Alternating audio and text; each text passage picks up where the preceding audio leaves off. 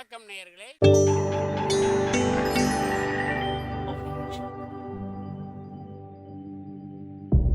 மகிழ்ச்சிக்கோர் தென்கட்சி என்ற அலைவரிசையில்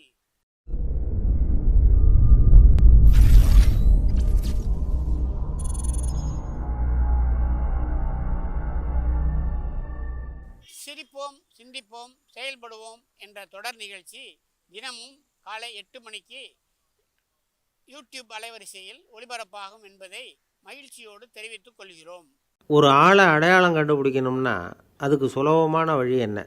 முகத்தை பார்த்து கண்டுபிடிக்கிறது தான். ஆனால் மனுஷன் தப்பு பண்ண ஆரம்பிக்கும் பொழுது அவனை கண்டுபிடிக்கிறதுக்கு வேறு வழிகளை தான் கையாள வேண்டியிருக்கு. கைரேகை அதுக்கு ரொம்ப உபயோகப்படுது. கைரேகைகள் ஒருத்தருக்கு இருக்கிறது மாதிரி இன்னொருத்தருக்கு இருக்கிறது இல்லை.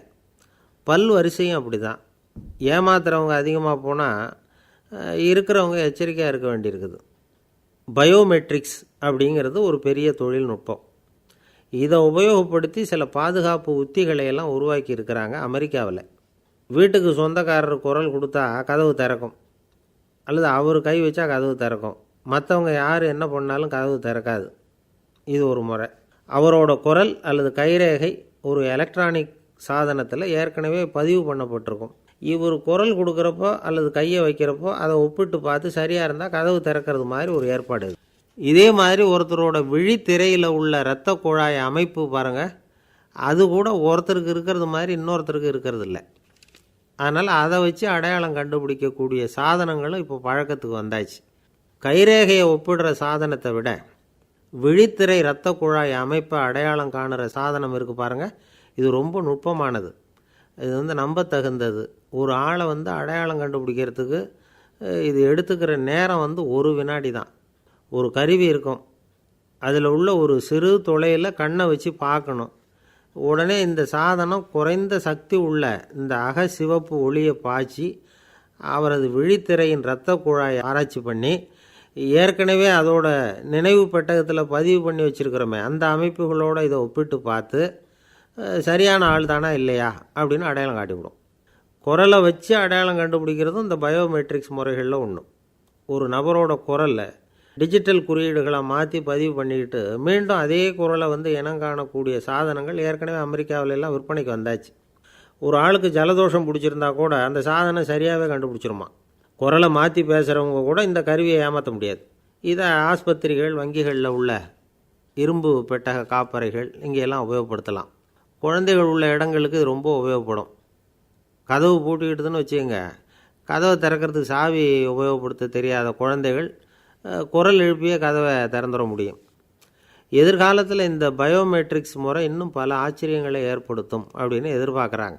ஸ்டியரிங்கை தொட்டதுமே காரு ஸ்டார்ட் ஆகிடும், சாவி வேண்டியதில்லை. காரு சொந்தக்காரர் தொட்டால் தான் ஸ்டார்ட் ஆகும், வேறு யாராவது தொட்டால் ஸ்டார்ட் ஆகாது. ஒரு மனுஷனோட நடை, அவர் டைப்ரைட்டரை தொடுகிற விதம், இதையெல்லாம் வச்சு கூட ஆளை அடையாளம் காணக்கூடிய தொழில்நுட்பம் வரலாம். என்னதான் தொழில்நுட்பம் வளரட்டும், குடும்பத்துக்குள்ளே நடக்கிற திருட்டுகளை கண்டுபிடிக்கிறது ரொம்ப கஷ்டம். ஒரு வீட்டில் பெட்டியில் இருந்த பணம் காணாமல் போச்சு. வீட்டுக்காரரோ அல்லது பையனோ தான் எடுத்துருக்கணும். பெட்டியை திறந்து பார்த்தா அந்த வீட்டுக்காரம்மா இதிலிருந்து பணத்தை எடுத்தது நிச்சயமாக என் வீட்டுக்காரர் தான் அப்படின்னு சொல்ல முடியல அவங்களால. யோசித்தாங்க. என்னம்மா இப்படி யோசிக்கிறீங்களேன்னு கேட்டிருக்காங்க. நிச்சயமாக இந்த பணத்தை எடுத்தது என் வீட்டுக்காரர் இல்லை அப்படின்னு உறுதியாக சொல்லிவிட்டாங்க அந்த அம்மா. இது கேட்டவங்களுக்கு ரொம்ப ஆச்சரியமாக இருந்தது. அந்த வீட்டுக்காரருக்கு இது ரொம்ப பெருமையாக இருந்தது. அது எப்படி அவ்வளவு கரெக்டாக சொல்கிறீங்க அப்படின்னு கேட்டிருக்கிறாங்க. அப்போ அந்த அம்மா சொல்லிச்சான், பெட்டியில் இன்னும் கொஞ்சம் பணம் மிச்சம் இருக்குது, இவர் எடுத்திருந்தாருன்னா அப்படி மிச்சம் வச்சுருக்க மாட்டார், அதனால தான் அப்படி சொன்னேன் அப்படின்னாங்களாம். ஐயா தென்கட்சி கோ சுவாமிநாதன் அவர்களின் மகிழ்ச்சிக்கோர் தென்கட்சி தொடர் நிகழ்ச்சியினை கேட்டு பயன்பெறுங்கள். நிகழ்ச்சியினை பிடித்திருந்தால் உங்களுக்கு கமெண்ட் பாக்ஸில் உங்கள் கமெண்ட்டுகளை பதிவு செய்யுங்கள், ஷேர் செய்யுங்கள், லைக் செய்யுங்கள், கண்டிப்பாக சப்ஸ்கிரைப் செய்யுங்கள். நன்றி, வணக்கம்.